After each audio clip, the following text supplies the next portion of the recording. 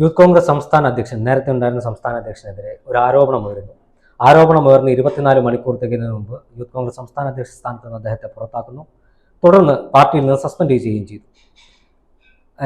ആ സമയത്തും CPM ഇപ്പോഴും കോൺഗ്രസിനെ ആക്രമിക്കുകയാണ്. കേരളത്തിൽ അല്ലെങ്കിൽ ഇന്ത്യയിൽ തന്നെ ഇത്തരം ഒരു ആരോപണത്തിന്റെ പേരിൽ 48 മണിക്കൂറിനകം പാർട്ടിയിൽ നിന്ന് സസ്പെൻഡ് ചെയ്യുകയും 24 മണിക്കൂറിനകം ഭാരവാഹിത്വത്തിൽ നിന്ന് പുറത്താക്കുകയും ചെയ്ത കോൺഗ്രസിനെ വിമർശിക്കാൻ CPM ധാർമ്മികമായി എന്ത് അവകാശമാണ്? CPM മാത്രമല്ല, ആ വിഷയവുമായി ബന്ധപ്പെട്ടുകൊണ്ട് കോൺഗ്രസിനെ അപമാനിക്കാൻ ശ്രമിക്കുന്ന RSS ഉണ്ട്, BJP ഉണ്ട്, അതേപോലെ തന്നെ മറ്റു തീവ്ര ന്യൂനപക്ഷ വിഭാഗത്തിൽപ്പെട്ട സംഘടനകളുണ്ട്.